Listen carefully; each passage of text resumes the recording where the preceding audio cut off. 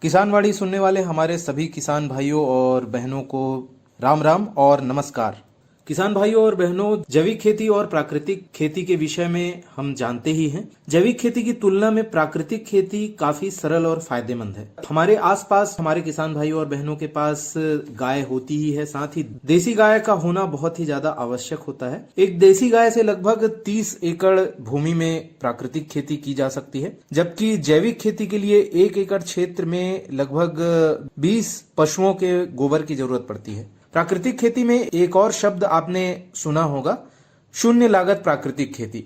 ये हमारे छोटे और सीमांत किसानों के लिए किसी वरदान से कम नहीं है, क्योंकि वर्तमान में खेती के लिए रसायनों की भारी कीमत चुकानी पड़ती है और किसानों को कर्ज का भी सहारा लेना पड़ता है। कर्ज का बोझ बढ़ता ही जा रहा है। अगर हम रासायनिक खेती की ओर मुड़ चुके हैं और हमें अपने परिवार समाज को स्वस्थ रखना है, तो हमें प्राकृतिक खेती की ओर लौटना होगा। गाय से प्राप्त सप्ताह भर के गोबर, गौमूत्र से निर्मित घोल का खेत में छिड़काव खाद का काम करता है और भूमि की उर्वरता का इससे ह्रास भी नहीं होता, यानी भूमि की उर्वरता भी बनी रहती है। इसके इस्तेमाल से जहां एक ओर गुणवत्तापूर्ण उपज होती है, वहीं दूसरी ओर उत्पादन लागत भी लगभग शून्य रहती है। पहले हमारे कुछ किसान भाई रासायनिक खेती करते थे, जैविक खेती करते थे, लेकिन देसी गाय के गोबर और गौमूत्र से आधारित जीरो बजट वाली प्राकृतिक खेती और भी ज्यादा फायदेमंद साबित हो रही है। जीरो बजट प्राकृतिक खेती की प्रक्रिया जैविक खेती से कुछ अलग है, लेकिन ग्लोबल वार्मिंग यानी कि जो तापमान में जो वृद्धि होती जा रही है, वायुमंडल में आने वाले बदलाव का मुकाबला और उसे रोकने में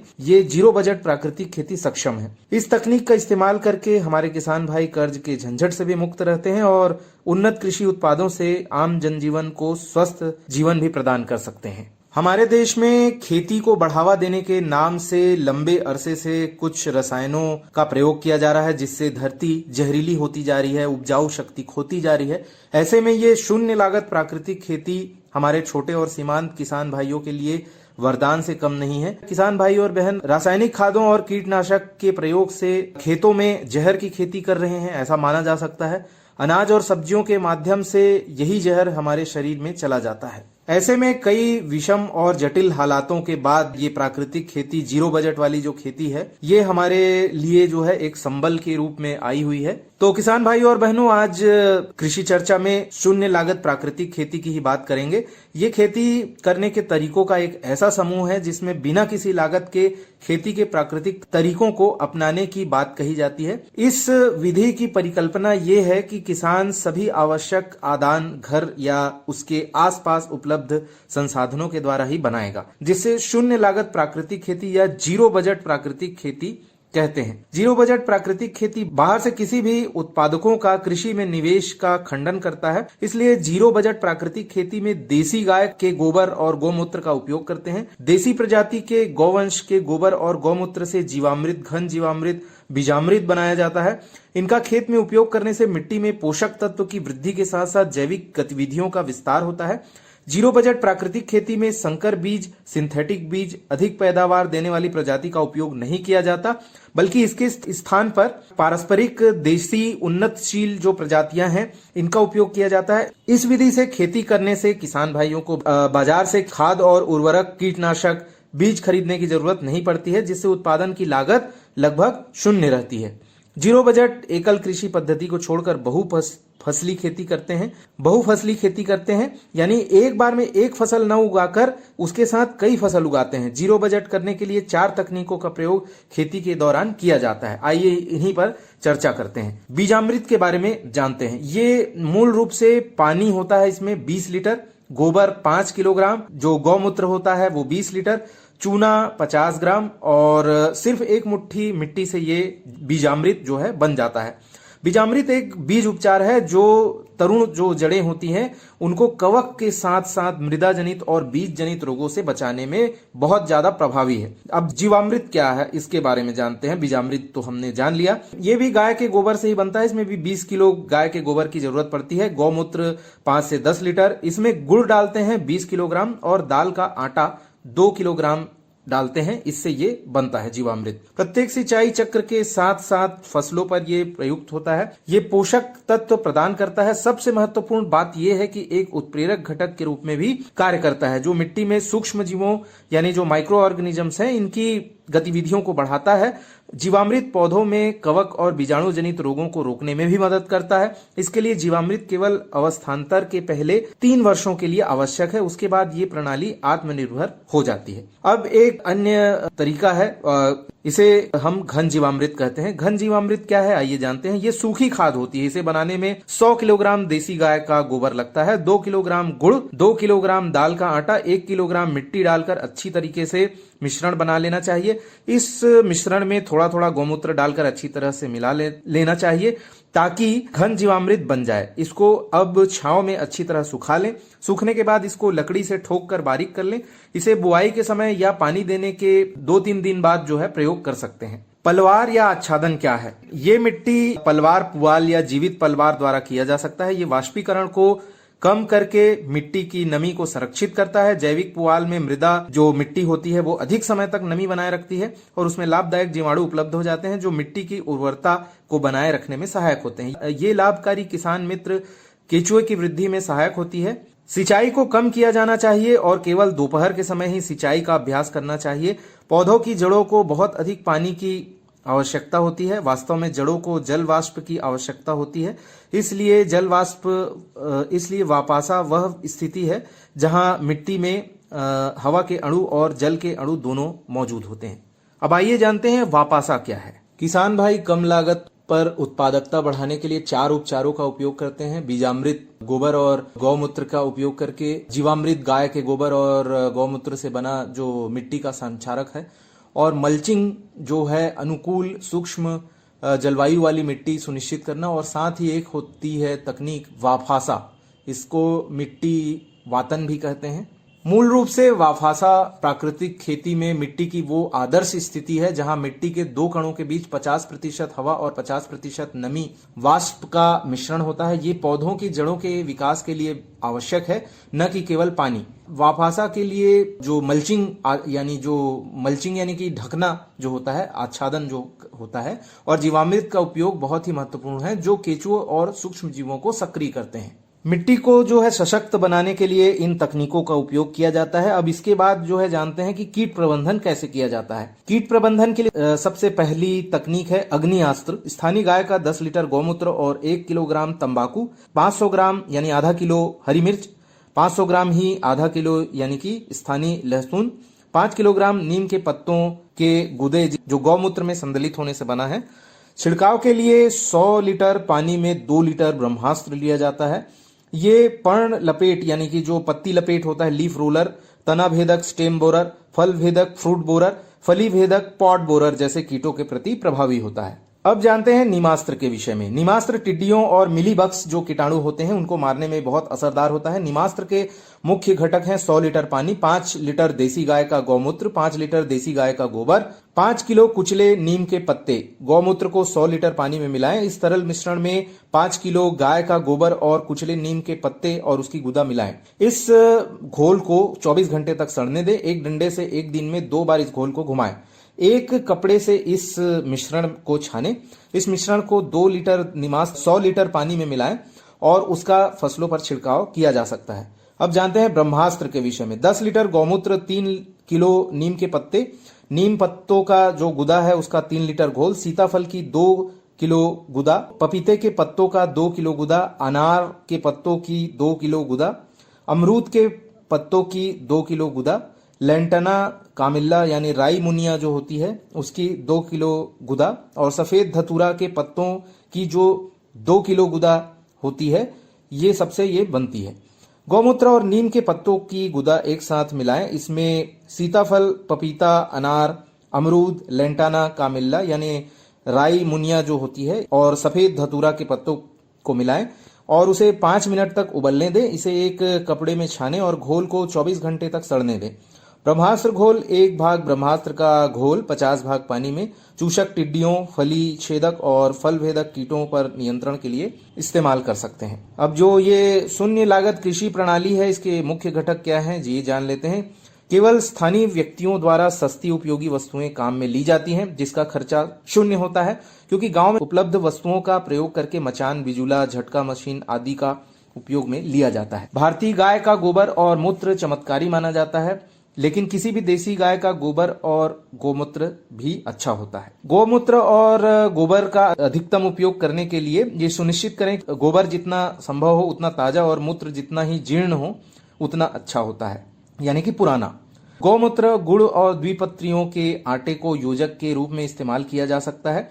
खेत के चारों ओर वृक्ष लगाने के लिए खेजड़ी, देशी, बबूल, नीम, करौंदा, अगेव जैसे वृक्षों को मेड़ों पर लगाकर फसलों और फल वृक्षों को लू और शीतलहर से बचा सकते हैं। स्थानीय स्तर पर उपलब्ध सामान को सही समय पर उपयोग किया जाता है, जो फसल सुरक्षा के लिए काम आते हैं। अरे अरे अरे क्या कर रहा है? इधर इधर इधर हम बोल रहे हैं तेरे बीजू का। उतला बोल रहे हैं? पक्षियों से तो हम खेत को बचा लेते हैं, पर इन घातक रसायनों से कैसे बचाएं? मतलब? देख बेटा, तू जो ये अंधाधुंध रसायन मिलाता है ना, मिट्टी की सेहत बिगड़ने लगी है। और जब माटी ही कमजोर पड़ जाएगी तो उपज कैसे सेहतमंद होगी? अरे पहले ऐसा नहीं था। पूछना अपने बड़े बुजुर्गों से, कैसे फसल लहलहाती थी, शुद्धता झलकती थी। हाँ, माटी भी तंदुरुस्त और लोग भी। अरे अब पहली वाली बात कहाँ, पर अब तो सभी डाले हैं। सब नहीं, आज भी लाखों जागरूक किसान परंपरागत विधि से फसल उगा रहे हैं। खर्चा कम और उपज की कीमत भी बेहतर पा रहे हैं। सच है? रे बेटे, एक्सपीरियंस से बता रहे हैं, धूप में बाल सफेद नहीं किए हैं। हाँ। ठीक है भाई, मैं भी आज से जैविक खेती शुरू करूंगा। माटी से प्रेम की परंपरा है, परंपरागत। किसान भाइयों और बहनों, हम कई विशेषज्ञों से आपकी मुलाकात करवाते रहते हैं, लेकिन जो हमारे किसान भाई हैं सबसे ज्यादा प्रेरित तब होते हैं जब हमारे उन्नत कृषक हमारे आकाशवाणी के मंच पर आते हैं और अपनी प्रस्तुति देते हैं। तो उन्नत कृषक जो हमारे हैं वो आधुनिक तकनीक, वैज्ञानिक विधि और कुछ उन्नत बीजों के साथ साथ जो जैविक उर्वरकों, जैविक खाद, जैविक तरीके से जो जैविक कीटनाशकों का प्रयोग करते हैं और साथ ही साथ पानी की सिंचाई में जो है पानी की बचत करते हैं। ऐसे जो हमारे किसान भाई हैं ये उन्नत कृषक की श्रेणी में आते हैं। तो ऐसे ही उन्नत कृषक आज हमारे स्टूडियो पर आए हुए हैं, तो आइए आज उनसे मुलाकात करते हैं और जानते हैं कुछ उन्नत कृषि की बारीकियां। तो भैया देखा हमारे बीच एक कृषक भाई आए हैं। कहाँ नाम है भैया अपना के? हमारा नाम शंकर प्रसाद द्विवेदी है। शंकर भैया कैसा नाम अपना? ठीक है। कहाँ से आए ना अपना? हम जयसिंह नगर से आए हैं। अच्छा जी।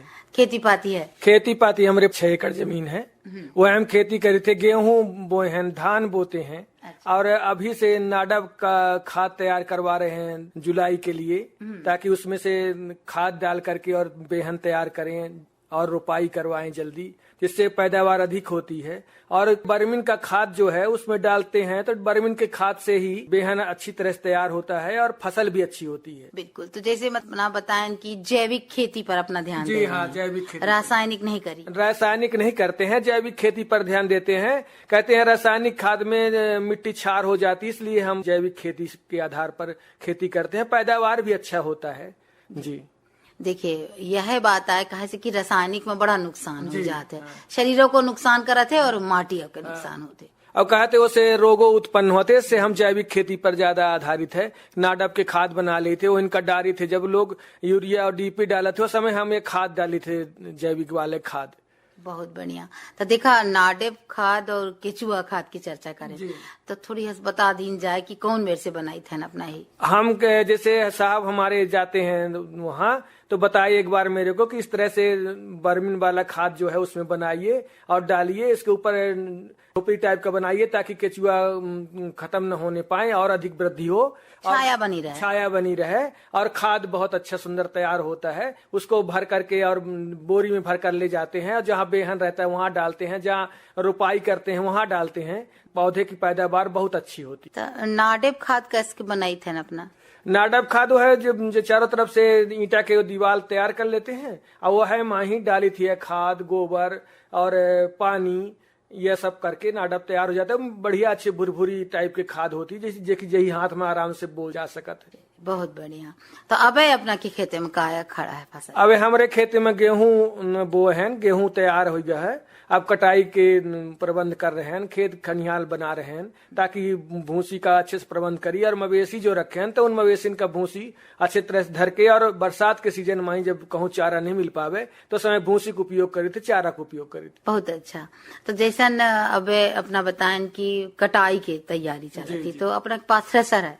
ट्रेसर तो नहीं है, ट्रेसर गांव से मंगवाते हैं किराए में, वहीं करवा करके और खुद मेहनत करते हैं, उसको भूसी निकलवाते हैं, डलवाते हैं। ट्रेसर द्वारा गेहूं तैयार हो जाती है तो गेहूं का फिर प्रबंध करते हैं, भूसी का प्रबंध करते हैं। अच्छा, जैसे सुनी था कि थ्रेसर में कभी कभी दुर्घटना हो जाती, तो सावधानी के बारे में बताइए कि कौन मेरे सावधानी बरताए? सावधानी वो जो ट्रेसर वाले आते हैं वो बताते हैं कि भाई दूर से डालो, इसको ज्यादा पास में मत जाओ, और बोझी बोझी बना करके ट्रेसर में डालो ताकि ट्रेसर ठीक से चल सके। और आप दूर रहिए, ज्यादा उसमें से ये नहीं कि जल्दी के कारण आप कहीं हाथ चला जाए, कुछ हो, आप सावधानी रखा। खुद का है भैया कि कभू कभू ढील ढाल कपड़ा जैसे साफा साफी बांध दिए, वह फंस के दुर्घटना के कारण बन जाते हैं। तो ये मेरे से सावधानी बरतें का चाहिए थ्रेशर का उपयोग कर। बात थ्रेशर की हो गई, अब सोचे थे कि कौन मेरे से भंडारण करें का चाहिए अपना, जैसे लगा थे कि बहुत दिन से खेती पाती करी थे तो अपना के तो बड़ा अनुभव हुई, तो कहू के भंडारण के कौन मेरे से तरीका हो का चाहिए, एक ही बताई थोड़ी। भंडारण में जैसे सीमेंट के कुठली न बनावे, उसके बाहर तरफ से सीमेंट जरूर रहे, पैक रहे, ताकि चूहा वगैरह प्रवेश न कर सके। और भंडारण में सुखवा के गेहूं डाले या धान डाले तो उसमें से पाई नहीं लग पावा था, जो पखियारी जैसे कहा थे वो चूस लेते हैं धान का, वो नहीं हो पाता है। और आराम से सूखा धान अगर डाले, कहूं से हवा प्रवेश न करे, धान का कुछ नुकसान नहीं हो, न गेहूं कुछ नुकसान हो, न उसमें पाई लग पावे। ऐसा है ये मेरे से भंडारण के समय मतलब सूखा दाना हुआ का चाहिए जब हम अपन खेती बाड़ी भंडारण करें के पहले ये ध्यान रखें के चाहिए। चलिए, मान ले भरी का है मैं कुठला में, हाँ कुठली बना ली थी, कुठला बना ली थी, तो हम कम से कम 10-10 5-5 क्विंटल कुठला है उनमें से धर दी है, तो फिर पूरा माने साल भर का हो गया। फिर जब नया धान आओ तो वही निकाल के दरबा ली है, फिर दरबा के खरे चावल खाते रहे, बस ऐसे ये तरह से भंडारण करते। अच्छा, जैसे जिसके पास ना हो कुठला तो कुठला न हो तो फिर एक बाद वो जो टंकी आवत है रबड़ के या ड्रम आवत है, उन ड्रमन में सुखवा के रखे, चावल रखे तो चावल नुकसान नहीं हो। जैसे अपन जीविका उपार्जन के साधन खातिर 1 साल के आराम से रख लेते, फिर दूसरे साल जब नया पौधा आता है तो जो पिछला वाला बचा होता है उसको दरबाते हैं, नया वाला रख देते हैं, ताकि चावल भी सुरक्षित रहता है और अच्छा रहता है। तो बेची नहीं, इतना होत नहीं है। हाँ बेची थे कुछ, जैसे वहां से बीज निकलवाए सोसाइटी से, तो बीज निकलवा करके बेचे, तब ना उनका पैसा जमा कर दिए, और फिर जमा कर दिए तो फिर अगले साल के बीज खातिर पैसा मिल गया, और खेती करे खातिर से ट्रैक्टर की जुताई वगैरह तो वो मिल गए। तो वैसे ना हम जुताई करके वो अपन पैसा नहीं रहा है घर में तो बस सोसाइटी से ले लियन। फिर एक बाद जब धान आवा तो है फसल कटा तो वहां धान दे दिए, जब तक मैंने उनका रहा, और कुछ पैसा मिल गया था, और कपड़ा लगता यूं त्यों करके जीविका उपार्जन के साधन और अनेक प्रकार के रहा थे, तो वो खैर जीविका उपार्जन में लगाई थे। बढ़िया, यह जरूरी है भाई, सब कुछ चाहिए जिंदगी में ही। तो जैसे अपना बताएं कि बारियों लगाए हैं, बारी में क्या लगाया? बारी में गोभी लगा ले थे, आलू, धनिया पत्ती वगैरह, ताकि जब कहूँ सब्जी उब्जी में ही डाले का, और कहूँ ऐसा आवश्यकता पड़ा था कि रोटी और भरते खाक चले थे, तो अपन वह माही अपन ये मान ले धनिया पत्ती कहीं बुकवा के और टमाटर में डाल के खा के चल दिए जल्दी जल्दी के कारण। अरे ओकर स्वाद है अलग है, जो ताजा ताजा धनिया पत्ती और ओकर बहुत सही बताए अपना। तो आलू लगाए हैं? हाँ आलू लगाए हैं, आलू कम से कम 3 क्विंटल आलू है उपज में है, और घर के आलू समझिए तो बहुत स्वादिष्ट है। तो वही धनिया पत्ती डालियन, लहसुन पत्ती डाल लियन, तो वह हम खा के चल दी जब जल्दी हुआ था। जब काम नहीं रहा तो फिर आराम से स्नान ध्यान पूजा भय, और पूजा के भय के बाद वह अपन खान पियन, तो फिर आराम से रही थे। बिल्कुल। देखा वाह आलू भरता के आनंद अलग है, का बताइए अपना कहीं है ना। हम बच्चे भून के बनाई थे, चूल्हा तो जलदत रहा था तो बढ़िया सुंदर भून लिए ना, ओके स्वाद के बात है अलग है। अच्छा यह कहन अपना से कि आलू हो जाते यही बेचते हैं ना अपना। आलू थोड़ी बहुत बेची थे, नहीं तो जब जाने थे कि वो आलू खराब होने वाला है तो वही रेत के ढेरी बना ले थे और रेत के ढेरी में रख देते आलू, तो वो कुछ कम खराब होते, जाने तो कुछ खराब होने वाला है तो फिर वही बाजार में दे देते। अच्छा मतलब ये मेरे से सावधानी बरत जाते, जैसे हम बच्चे फैला दिए तो हाँ, सड़न नहीं लेता है उसमें सड़न नहीं होता है और आलू सुरक्षित रहता है। ये तो होगा अपन का खेती पाती और का आजीविका के साधन है अपना। अब एक प्राइवेट स्कूल में ही नौकरी करी थे, पढ़ाई था ना लड़कन का है, और फिर जब जो समय बचत था हम पूरा ध्यान खेती में देते। खेती हमारा मुख्य प्रिय है, हमारे पिताजी खेती में ध्यान देते रहे, कहते रहे कि दादू खेती करा। और तो हो गया प्राइवेट में जाई थे पर खेती में ही हम पिताजी कहें खेती बहुत अच्छा है, खेती करा। कहते कहा कि 15 दिन आषाढ़ के और 25 दिन कार्तिक के, इतना में राजा रही है कर खेती कर ले। बहुत सही। तो देखा जैसे अपना बताएं कि खेती पाती तो है पर पूरे समय जैसे अब खेत में लग गए फसल वो तो खड़ी है, तो अब क्या करी तो स्कूल ज्वाइन कर लिए हैं। अच्छा गांव में स्कूल है तो लड़का बिटिया आउट है, बिटिया को पढ़ाते हैं। हाँ लड़का बिटिया सब आउट है स्कूल में ही, और अपने भारतीय सभ्यता के अनुसार वहाँ ज्ञान उपार्जन होते रहते हमारे, सब लोगों से मिलत जुलत रहे थे, पढ़ाई लिखाई थे अच्छे थे, वहाँ हमरो ज्ञान बढ़ा थे और लड़कनों के ज्ञान बढ़ा थे। और खेती बाड़ी में ध्यान देते तो बहुत अच्छी बात रहा थे। हम ये आत्मसंतोष हो रहा था, चला हम लड़कनों को शिक्षित करी थे, यहाँ पेड़ पौधों का ही अच्छा उपार्जन हो रहा है, तो ठीक है समय में ही अपन चले गए स्कूल, स्कूल से आते पूरा खेती बाड़ी में समय दे थे। बहुत अच्छी बात। अच्छा जैसे स्कूल में लड़का कम आउट है, अब तो खैर कोरोना चलत रहा, धीरे धीरे अब सब खत्म हो जाते तो स्कूल तो बिटियों के लड़कन का सबके बराबर के संख्या आ रही है कि नहीं? हाँ बराबर संख्या आ रही है, इस समय परीक्षा हो रहा है तो परीक्षा में सब बच्चे आते हैं परीक्षा दें, तो वो परीक्षा देते हैं। अच्छा लड़कन का बताओ कि कौन मेरे से तैयारी करें का चाहिए, उन्हीं पढ़े कहीं पढ़े का उन्हीं पहले बता दीजिए। जिसे हम लोग पढ़ाते हैं तो एक बार पढ़ाने के बाद कहते हैं भैया जो हम पढ़ा दिए उसको आप हृदयंगम करिए, पढ़िए उसको, जो हम यहाँ पढ़ाएं उसको घर में भी मनन करिए, चीजें न भूलेगी आपको कभी। और टाइम टेबल बना देते, इतने बजे सवेरे प्रातः जागरण है, फिर नए स्वल्पाहार नाश्ता का, फिर नाश्ता के बाद पढ़ाई का, कि जैसे हिंदी पढ़ेंगे इंग्लिश पढ़ेंगे उसका टाइम टेबल बांट दिए हैं कि प्रत्येक दिन और प्रत्येक सब्जेक्ट को आप जरूर एक बार पढ़िए, जितना हम लोग पढ़ाते हैं उतना। अच्छी बात। देखा बराबर साल भर पढ़िया तब बोझा न पड़ी, नहीं तो काल परीक्षा तो वो आज रात भर जग के पढ़ रहे हैं, ये स्थिति नहीं होगा चाहिए। तो कौन क्लास तक है स्कूल? स्कूल 8वीं क्लास तक है, 8वीं कक्षा तक, उसको अष्टम कहते हैं अपन संस्कृत भाषा में। संस्कृत में अष्टम कहते, संस्कृत पढ़ाऊ थे ना? जी जी अपना का पढ़ाई थे? हम अंग्रेजी पढ़ाते हैं और गणित पढ़ाए थे। 5वीं तक ऑल सब्जेक्ट है जो कहते हैं प्रधानाचार्य जी की यही पढ़ावा, तो वही में पढ़ाई थे सब, जो विषय में भेज दी वह विषय पढ़ा ली थी। मारत पीटत तो नहीं, अपने स्कूल में तो मारे पीटे वाला बात नहीं है, कौन की अच्छे से प्रेम पूर्वक जितने बच्चे इनका पढ़ाओ बच्चे अच्छे से पढ़िए और लगाव रखत हैं कि मास्टर कहीं प्रणाम नहीं करें। हम जो जिस विद्यालय से जो गली से निकल जाए थे तो आचार्य जी प्रणाम करते हैं, बड़ा स्नेह भावना दिखाओ थे, और वही बाबा को कहा थे आई गुरु जी करके संबोधित करते हैं। देखिए यह सम्मान चाहिए है कि नहीं, तो यह सम्मान होगा चाहिए। और बच्चों में भी अच्छे से संस्कारों के बारे में अपना के बताई थे अपना बच्चे स्कूल में ही। क्या बजे से क्या बजे तक स्कूल रहा थे? स्कूल हमारे 10:20 में हम विद्यालय पहुंच गए थे और 4:30 में घर वापसी रहा थे। 4:30 बहुत बढ़िया स्कूल अपना पढ़ाई थे ना। और देखा लड़का बिटियन का ही शिक्षित करब भी बड़ा जरूरी है, और उनके अभिभावक भेज देते हैं आसानी से। हाँ आसानी से भेज देते हैं, वहाँ कोनो तकलीफ नहीं है, चारों तरफ बाउंड्रेशन है, सुरक्षा है, चपरासी है, राहत है, देख रेख करते हैं पूरा। हम लोग पढ़ाते लिखाते रहते हैं जी। खेल कूद की भी व्यवस्था? हाँ खेल कूद का प्रांगण बहुत बड़ा प्रांगण है, खो खो कबड्डी वॉलीबॉल क्रिकेट आज सब बच्चे खेलत रहते हैं। उनका सामग्री मंगवा लेंगे है विद्यालय में, तो क्रीड़ा प्रतियोगिता होत रहती, जैसे जिले से बुलवा ली है और लड़कन का हमारे यहाँ के बच्चे प्रशिक्षित होते रहते, कैसे खेलत है शहर वाले कैसे नहीं है, ये पूरा ध्यान रखा थे वहाँ के बालक। और हम लोग भी ध्यान रखते हैं कि भाई देखो शहर में इस तरह से खेल होता है, आप एक्टिव रहिए, सब बच्चों को समझावत रही थे। देखिए ये व्यायाम होते लड़कन के, नहीं तो आजकल के लड़का बिटिया शहरन में ही तो देखी था कि मोबाइल में बिजी रहते हैं। हाँ टीवी आए मोबाइल आए, अब वहाँ टीवी मोबाइल का नहीं, अब पूरा ध्यान दे दे कि आप पूरा ध्यान रखिए पढ़ाई में, अभी पढ़ने का समय है, टीवी का नहीं। टीवी जब आप लोग शिक्षित हो जाएं और कहीं नौकरी मिल जाए तो फिर आप आराम से चैन से टीवी देखेंगे, मोबाइल चलाएंगे, ऐसा करके।